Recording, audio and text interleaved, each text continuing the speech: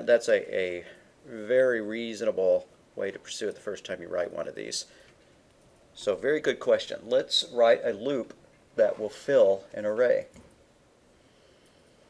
We could use a for loop, we could use a while loop. Trying to decide what would make the most sense.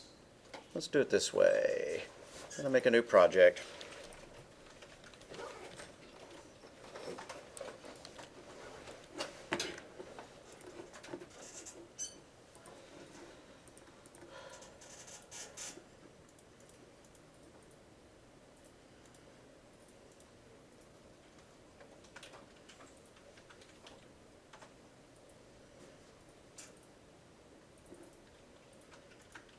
Now I'm not going to make this sample here an array of numbers because that's going to be way too much like our scores program, but it's going to be very similar. So source files, add new item.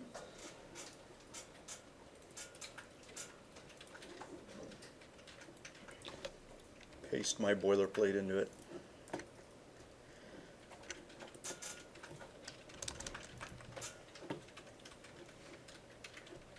Okay.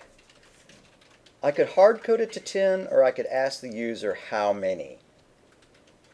The assignment just said 10, so we could go with something like that. But I'm still going to declare it as a variable. Const int max colors equals 5. I'm planning on writing a program that'll let them type in. Nah, I'm going to make it names rather than colors. So max names. Now I need to declare my array of strings. So string names parenthesis or square brace max names.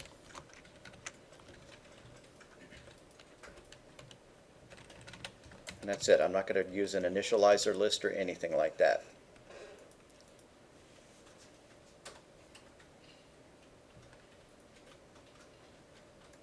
I could use a for loop. A for loop lends itself really well to these things, so I think I'm going to go ahead and do that. For int, and whatever the name of this variable is, it doesn't really matter. I'm going to call it I for index. I is equal to 0. I is less than the name of max names. I++. I better declare a variable to hold the name that I'm going to add to it. I'm just going to call it n for name. I'm going to display a message. Please type in a name.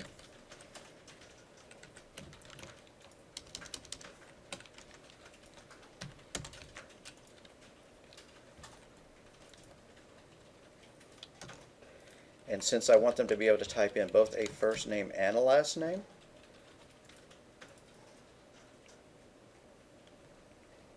I'm going to use the getLine function and pass in that string.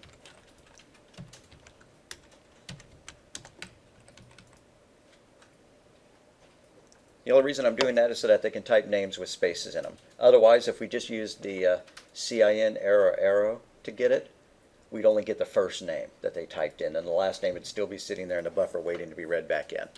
Okay, now we have our data. You know, if you were writing a scores program, you wouldn't have done it like that because you wouldn't be putting in spaces. You would have done something like that. But I wanted to let them get an entire line.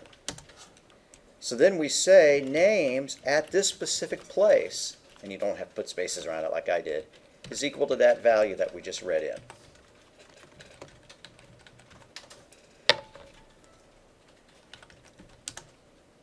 Now let's write a for each loop, a range-based loop that will print those out. For every string S that's in the names array, could have also called it N, I could have called it Fred, C out that string followed by an ENDL.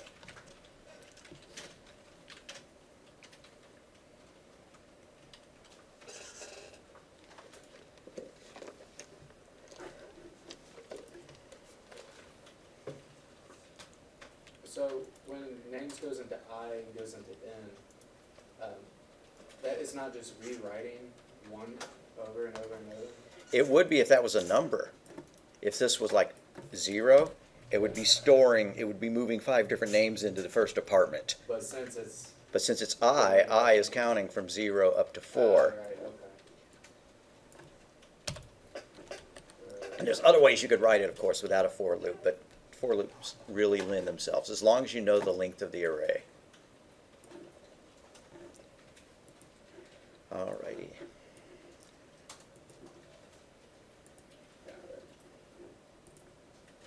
Very good question. So the get line CIN, what's the comment in?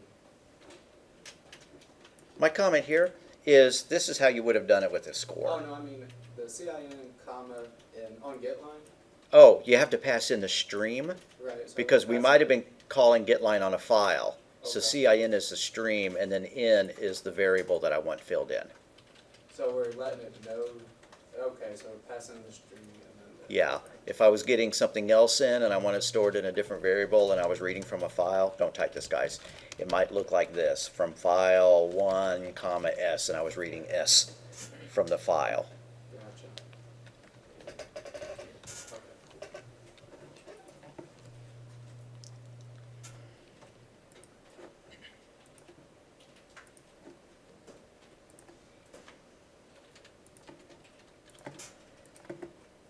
Please type in a name. Joe Namath. Darth Vader. Ralph Nader. Wonder Woman. And Bob. There we go.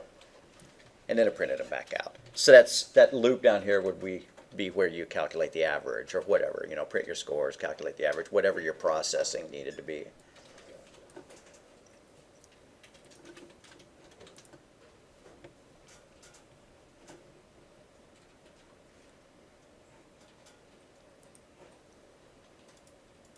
Anybody have any syntax errors that they need help nailing on that one?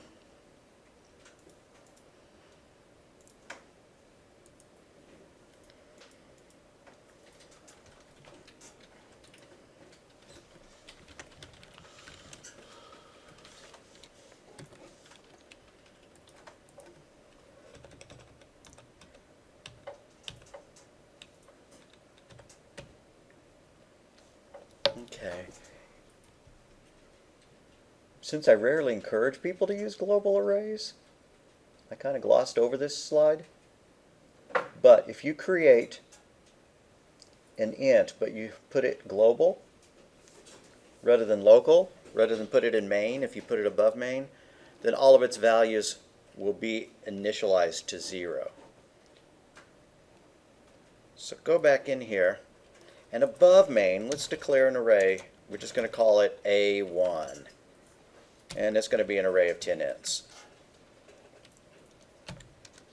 And then inside main, let's declare a new array called A2. It's also going to be 10 long. Now let's write a for loop for each one of them. For int x in A1, print out x. Do the same thing for array 2. For int x that's in this A2 array, print out x.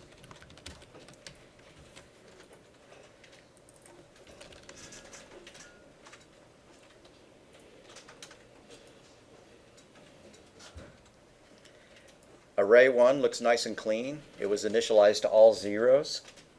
Array 2 has those garbage values, which, since this was compiled in debug mode, is initialized to, a very specific value. But if it had not been compiled in debug mode, if it was compiled in release mode, then those values would be purely random, whatever was in the memory inside that array. Now C++ is kind of special in that regard. Java and a lot of other languages, as soon as you create the array, it's already initialized to 0. But C++ doesn't waste the time to do that. And when I say waste, that's kind of a figurative term. It doesn't spend the time to do that because maybe you don't need to have them initialized. Maybe you're going to fill them in yourself, just like we did with our array of names. We filled them in ourselves, so we didn't need those to be initialized. And if you were declaring an array of 10,000 elements over and over and over, then, you know, it's a finite amount of time that it takes for it to go and initialize it. So C++ is a little more efficient. Now, I keep referring to debug mode. Compiled for debug mode. Notice that when I ran it, it says project 11 debug project11.exe. We can go into the settings and say, I want you to be compiled for release mode. What release mode does is it strips out all the stuff that lets the debugger help. You can no longer run it in debug mode and, you know, and step through into the code and set breakpoints and do all that stuff if it is compiled in release mode. And that's actually probably a pretty good thing if you don't want other people backwards engineering your code to try to figure out what it's doing. You would rather give them a release mode. And release mode programs are much smaller because they don't have all that debug information. Along with the executable itself, there will be something called, there will be an IDB file, a debug file. And sometimes we see that when we run it and it lists a whole bunch of things and it says could not load IDB file for this or that. I don't particularly remember now how to compile things for debug mode anymore. I'm sure we could find it. It's over here. No, don't see it. Anyways, just be aware of that. When you write software professionally, you will compile them for debug for testing purposes, but then you will compile it for release to give to your users.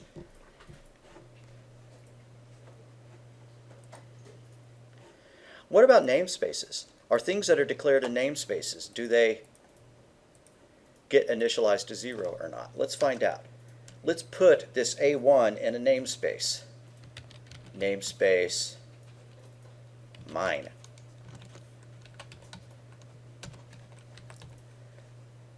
All right, now that broke our code. What do we have to do to get this A1 variable to work now? Yep, I have to preface it with the name of the namespace, or I have to add using mine, using namespace mine. Okay, when I run it, is it going to be all zeros? I hope so. That's my understanding of it. Okay, it's still all zeros. It's still a global variable. It's just a global variable defined within a namespace. A global variable is one that can be accessed by any function in this file. And truth be known, it can be accessed outside of this file as well. Local variables are things that are defined within the functions, like this. A2 is a local variable. It's an array variable. This is even more local. It's kind of hyperlocal. It's local only to this for loop, this X here. It disappears by the time the for loop is done. Same with I here. I is local. It's local to this method, and it's even more local to this for loop, because if you try to access I here, for some reason I wanted to see the value of I when it was all done, don't type this because it's going to give me an error.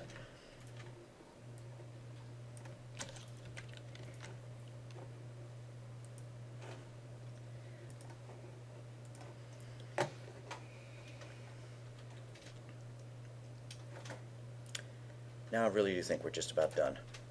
No bounds checking in C++. C++ does not check to make sure it is a valid subscript. If I wanted to, I could try to create an 11th name, or a 12th name, or a 13th name. The compiler doesn't know that. So when I come down here and I'm about to print out my names, suppose I did this, names number 11, or no, number 10. This looks like it might be good programming, right? Or no, let's make it 5. Names number 5 is equal to King Kong. Looks great, right? It's an array declared as being 5 long. We're accessing the 5th element. Actually, that's the 6th element because you start counting as 0.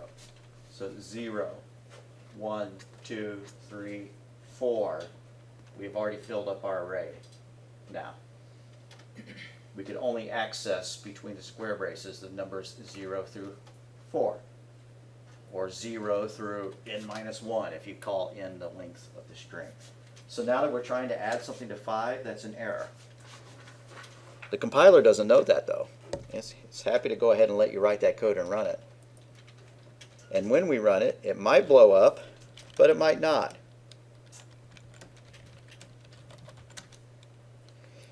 At least I got an error this time. I think the last time I demonstrated this to y'all, writing past the end of the array, it did it without even causing any problems whatsoever. It's good when it pops up an error, because at least that lets you know to fix it. The worst case is when it doesn't create an error and you ship it to your customer and it blows up in their face instead. So since I set a value past the end of the array, the debugger caught it, handled exception, access, writing, location, whatever. If I ran it, if I did not run it in debug mode though, you gonna let me out of here? Okay. If I ran it in release mode, if I did start without debugging, that little exception handler is not going to be so nice. Instead, it just freezes the program. Program's locked up. Finally, this fun error message, which you've seen all too often in real life. Program has stopped working. Would you like to close it? Maybe there's a debug option, but yeah, we better close it. So, writing past the end of an array is very bad news. At the very best, it might not cause a problem, but it's corrupting some memory somewhere. So you don't ever want to write past the end of the array. You always want to write your programs in such a way that it doesn't. This is why we define the length of our arrays in constants that we can check later. So if we were calculating some value and using that as the index value, we would make sure that we weren't writing past the end of the array. -1 is also an invalid subscript because it's past the beginning of the array. Off by 1 errors. That's when you think, okay, I'm going to write to the first element, so you specify index 1. That's not right because the first element is actually index 0. Or it's 100 long, so you try to access the last element and you say, I want element number 100 inside the square braces. Really, it's supposed to be 99. So that's an off by 1 error. We've talked about array initialization. Array initialization is you don't specify a number here, although you could, and then you give it a list of values between square braces, between curly braces. If you do list a number here like that, then what that does is I want this array to be 10 long, and I want the first 4 values of it to have these numbers, and then the rest are filled out with 0. So you can use that as a handy way of initializing everything to 0 really fast. Well, fast in your code, not fast programming wise. It wouldn't be any faster than if you wrote a for loop to set it all to 0. But if you go back here, where we declared this array here, the one that had the garbage values, if we did this, A2 is equal to 0, then when we run it, now all the values are 0. What if we stuck a few values in? 2, 5, and 10. When it prints out that second array, we see the 2, the 5, and the 10, and then the other 7 elements of the array are 0. So that's a fast syntax for wiping out an array, or for initializing an array, I should say. You don't have to do that if you're declaring it at the global space, but it certainly doesn't hurt either. I could add that there as well, Doesn't hurt it, but I'm not going to.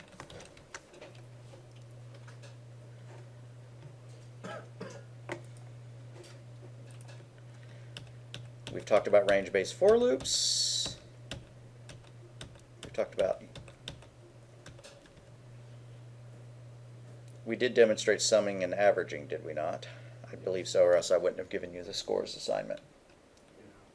Here's a demonstration of it. You just declare what the authors call in the accumulator, a variable to hold the total. You run through it, adding each value of the array to that total with total plus equals value. Then you can calculate the average. Average is equal to the total divided by the length of the array. Hopefully you have declared a variable that gives you the length of the array. If not, you can do that size of array divided by size of data type in order to, approximate the size of the array.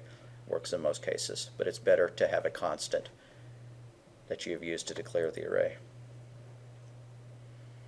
finding the highest value of an array. Say you had a series of numbers, 8, 6, 7, 5, 3, 0, 9, and you wanted to find the highest number in it. Here's what we would do. Let's go down here, declare a new array. I'm going to call it Jenny. That's her phone number. Here we go. Equals 8, 6, 7, 5, 3, 0, 9.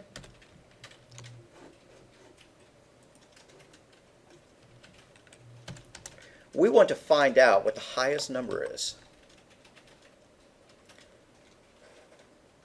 So what I'm going to do is I'm going to declare a variable and called highest, and I'm going to set it equal just to the first element in that list.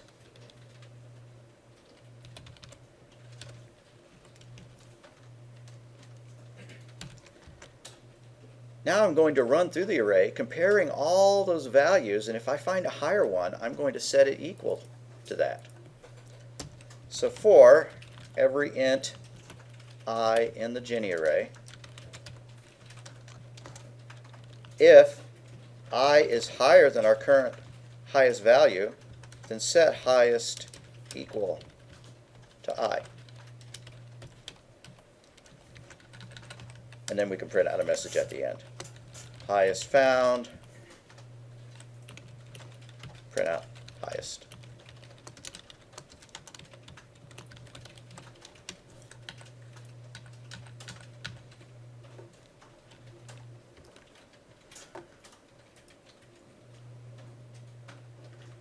Oh, this is going to get real tedious.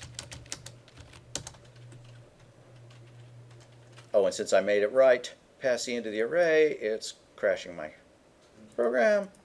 There we go. Let's fix that. King Kong, go away. I'm going to change the length of my name array to 1. I only have to type in one name from now on. There we go. So when I run it, type in a name, blah, blah, blah. There we go. The highest value in that phone number is 9, which makes sense. How would you change that code to look for the lowest phone number? You'd have to make a couple of changes, but not too many. Really, probably only one, besides changing the variable name.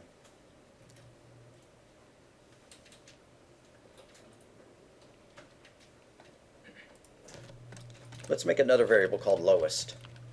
Also set it equal to the first element in the array.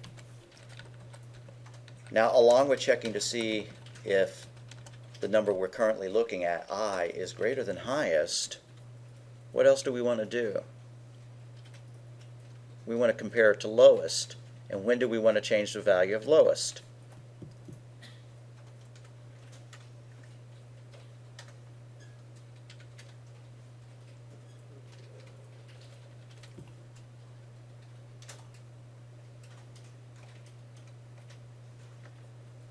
The silence builds. I know you know the answer. All right. Here we go. We're looking at this. This says if I is greater than the highest, make this our new highest.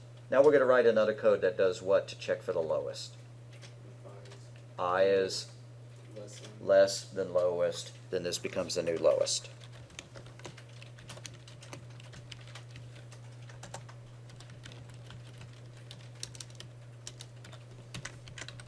And we could print that out as well down here.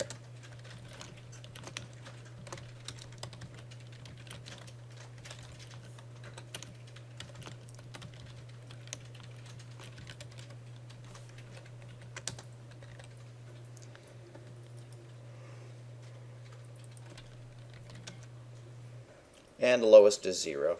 That's true.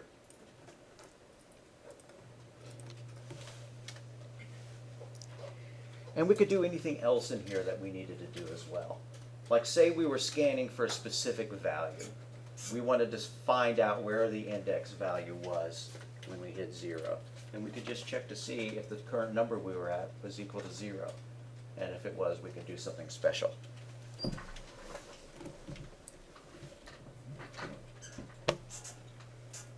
We did the summation array, the summation code and the search the array for a value, did we not? Yeah. Okay.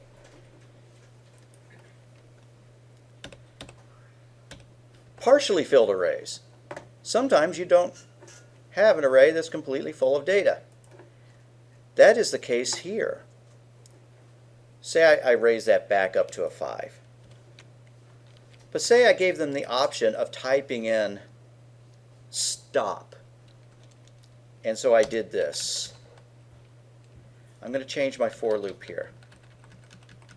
After the get line. If n is equal to stop, then break out of that loop. Stop adding to it.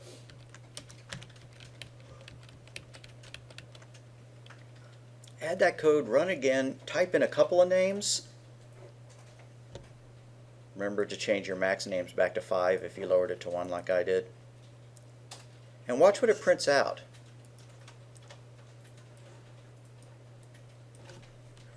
Bob, Joe, Sam, -1. No, you did Oh, it's stop. not -1, it's stop. There we go. Well, we have 4 good pieces of data, including that -1, and then there's a 5th one, which is just blank. If we had been entering scores, let's fake it out and type numbers there, even though it says names. So run it again. Type in 10, 20, 30, and then stop. When we print it out, it prints out 10, 20, 30, and it also prints out 2 blanks. That's not good data. So if we wanted to calculate the average, we wouldn't want to go all the way up to 5 in our counter. We wouldn't want to go to the end of the array. We'd want to keep track of how many data elements had been entered. That's called a partially filled array. We have an array of length 5, but only the first 3 elements have good data in it. So what you do is, if you're letting them enter data like this and you're letting them exit early, you also keep track of how many values have been put in there. So you declare some counter up above it, and you increase that counter every time they type in a name and it's stored in there. We don't really need to do that here, but I mean, yeah, we do need to do that if we were going to try to turn this into something that would let us do a partially filled array. So a partially filled array is when you have some data in it, but not all the way to the end. And you need to know where to stop in your processing it. Yeah, let's go ahead and make the change to do that. I hate to mess this code up too much, but I'm going to declare a variable called last. I'm going to set it equal to 0. And each time we copy some new data in, we're going to set last equal to the index value of that. As a matter of fact, set last equal to -1.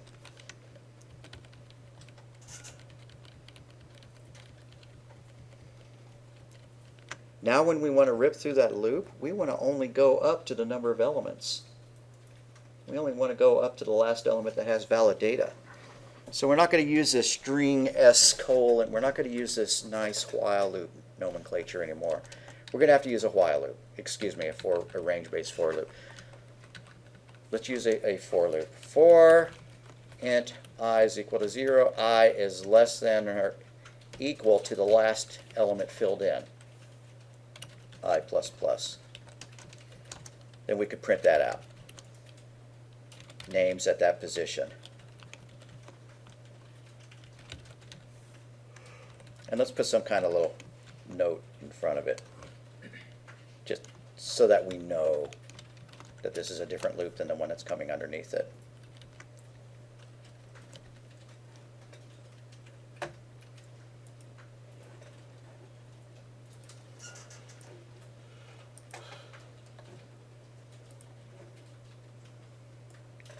So I'm going to type in 3 names or numbers or something, 1, 2, 3, and then I'm going to type in stop.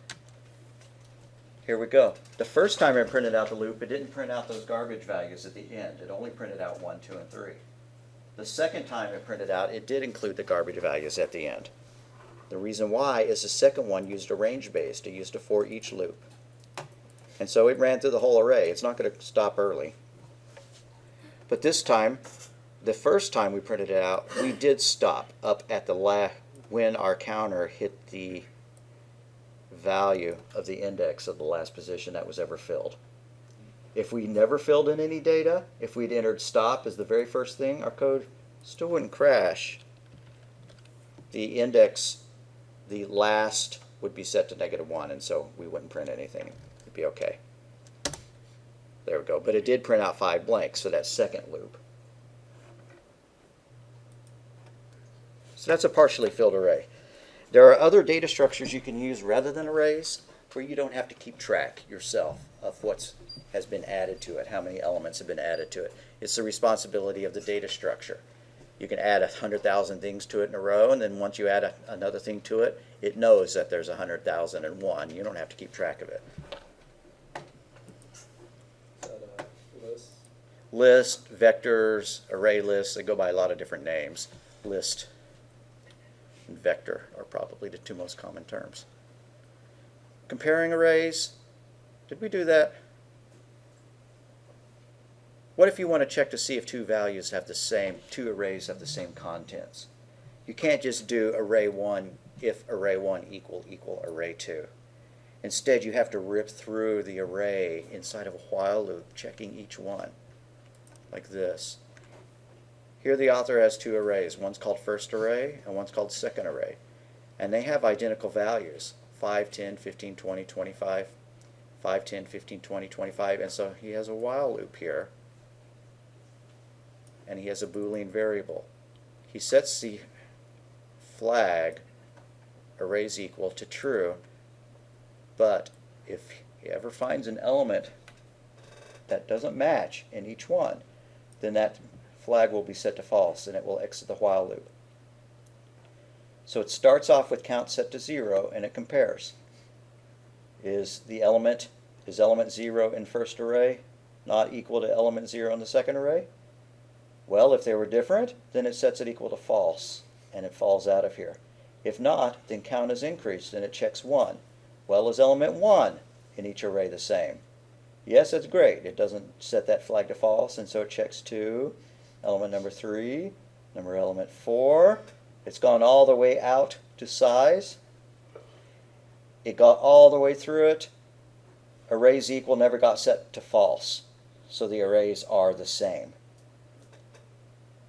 But if at any point one of these numbers had a different value, then when this if statement ran, that position there in this array would be different than that one there, and so this if statement would then set that to false, and it would fall out of the loop, and it would print these arrays are not equal. I really don't think we need to type that in, but I hope you have the concept. Also, the idea of copying an array from one array to another is very similar. You have to declare your second array, and then you can copy the values in one by one with a while loop. Parallel arrays. Parallel arrays are when you have 2 different sets of data of different types, or they may be of different types. For example, what if you're asking for somebody's name and you're asking for somebody's age? Well, you can't store both of those values in the same array Yes, you can. using the data that we know right now. String array. Using the mechanisms that we know right now, and not going through any permutations of like storing it in a single string and separating it by a delimiter or something like that. Pardon? Comma. Right, not using a comma. What if you had different data types that were not as easy to mix as ints and strings? You had ints and you made a class called triangle, something like that. It's not an arbitrary. I'm not really arguing with you. Yes, you can, but the good way to handle it is to create a new class that has both of those data types in it. You could create a class that has a name and an age, and then you could very easily store that in an array. That'd be the good thing to do. But since we haven't done that yet, what we would do is we would create 2 arrays. So go back into our code. That's not our code. That's Java.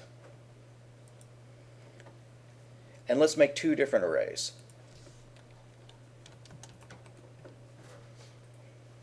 We already have a names array. I don't want to repeat that name.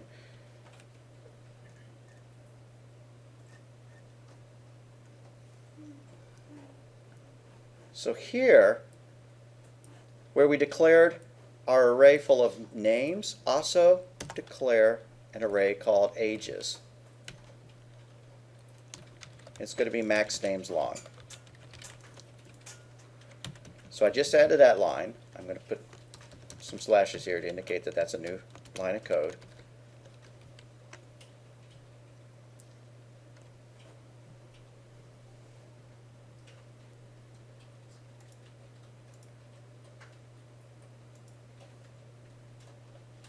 Now forgive me, but if you mix getLine and just regular CIN input, you can run into trouble. So I'm going to comment this out and do it the way that we demonstrated right here.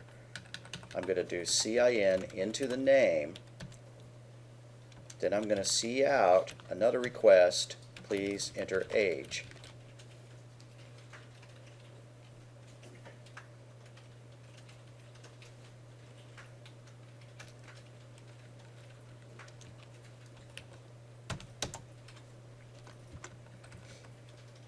I need a variable to indicate age, so I'm going to call it age. Int age, read in to the age variable.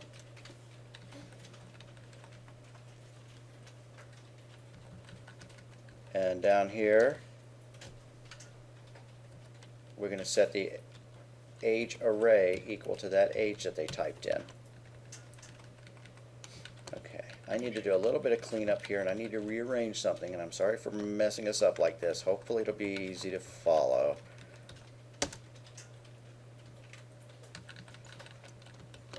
Here's how I changed my code.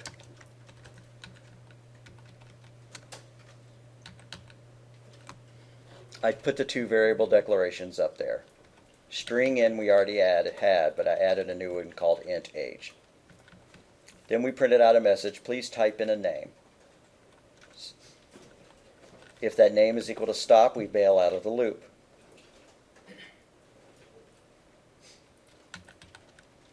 Then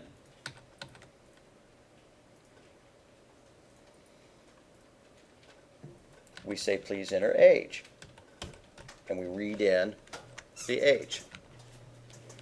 Then we store those two values in two different arrays. The names array gets the name that we entered. The ages array gets the age that we entered.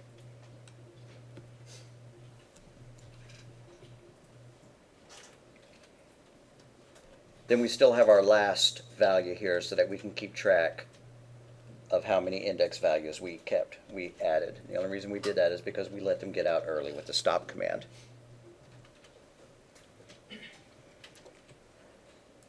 All right, run that and make sure you don't get any syntax errors. Don't bother actually typing in, okay, please type in a name, please type in an age. Once you get that to work, close it, because we have a little more to add.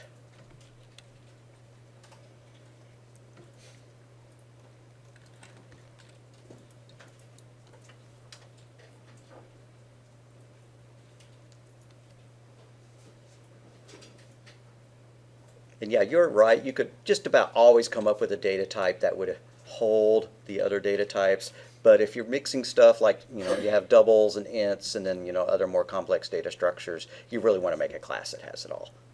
So in the interim, we're going to use a parallel arrays. Parallel arrays are two arrays that are linked by the index number, so that position 1, name 1 and age 1 are tied together thematically, and age 2 and name 2 are tied together thematically, and age 3 and name 3. So down here where we were printing out the names, modify this for loop so that after it prints out the name, it prints out a tab,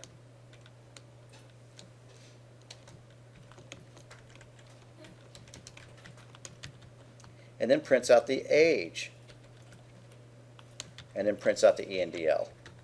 So just put that in a for loop. So now when we run it, we get to type in both names and ages. Joe is 10, Sam is 5, Bob is 50, Sally is 3, and I'm tired of typing this stuff in, so I'm going to type stop. It still asks me for their age, even though I typed stop. Wasn't expecting to see that. Okay, I'll type in a number there, 99. And stop got added to my array. I don't know what I did there. Oh, that was dumb. When I moved this stuff around, I made a mistake there. This if n is equal to stop needs to be below where we read in to n. I need to move this line above the if statement.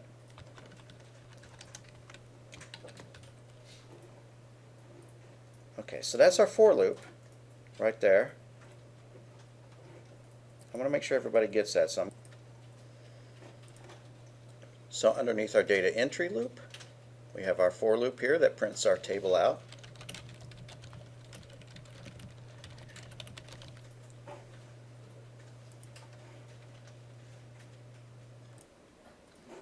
And I did not have the recorder on when I did that explanation, so I will explain it very quickly. We're going to type in 5 names and ages. Bob is 10.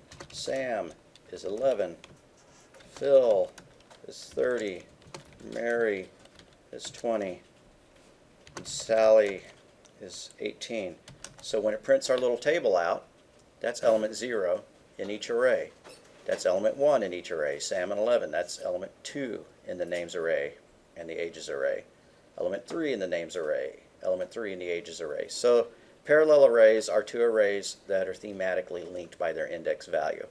And you could have as many of them as you needed.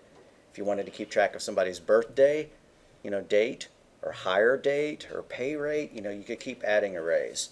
And really that's ultimately an unwieldy way of doing it. But the concept, is one to remember. A better way to handle this would be to create a data structure that held both names and dates. Whatever that data structure was, even if it was just a string or whatever, and then combine those 2 things so that you did not have parallel arrays.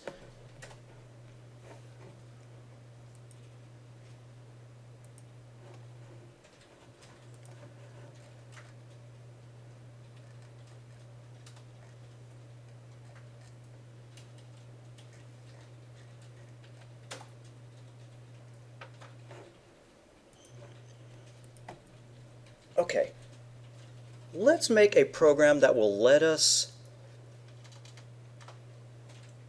what have I done here in the past at this point? I'm thinking it's going to be the rainfall. So what we did, since I wasn't recording, I have to reiterate, is we scrolled up to the top of the program, we added pause here as the very first thing in main, and then we added this code, which asks for what we ate on Monday, Tuesday, and Wednesday. And you can pause the recording there and type it in.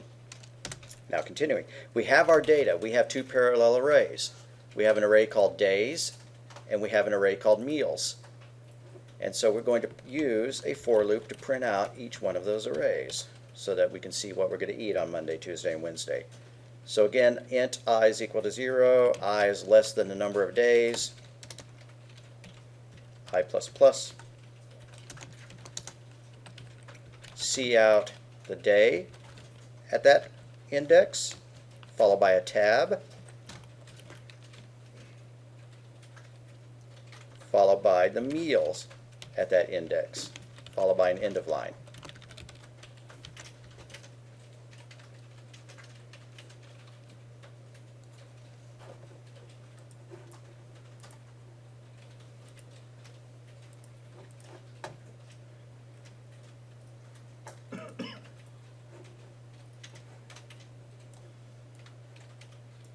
So what's for breakfast on Monday? Eggs. What's for breakfast on Tuesday? Jelly. What's for breakfast on Wednesday? Pancakes. There we go. Monday, eggs. Tuesday, jelly. Wednesday, pancakes. Now it looks lousy because the tabs aren't set up right, but you get the idea.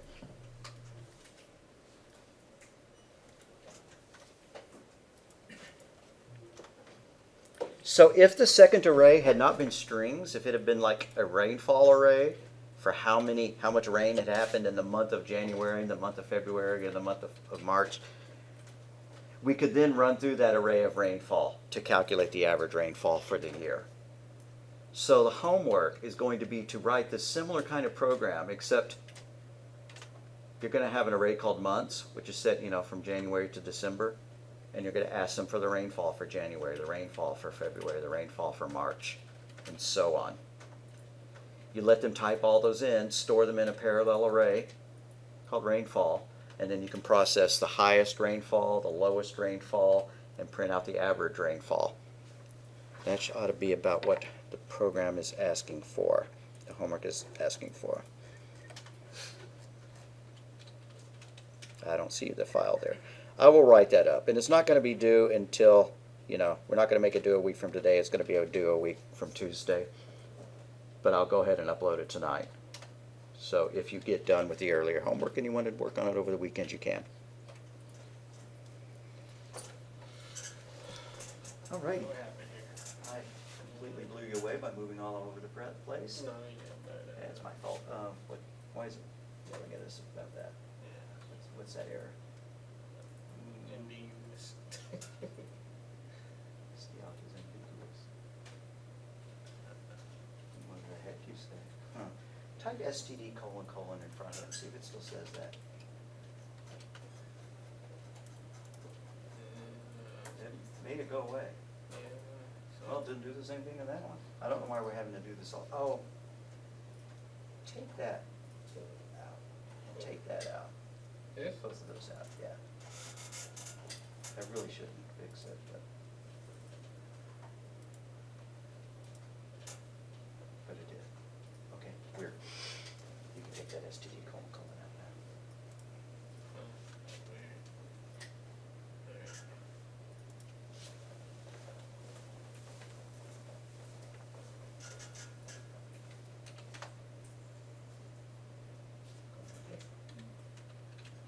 All right, we'll make a Dropbox and we can upload this.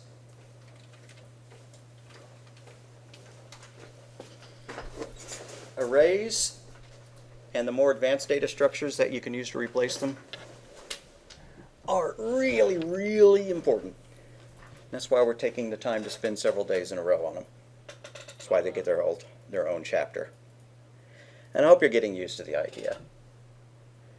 Every language has a different way of using them. Some languages are easier to deal with in a way. Python, for example, you don't declare a maximum size to your array, so you can just keep adding data onto it willy-nilly. Can't do that in C++ or Java. Make a Dropbox for it.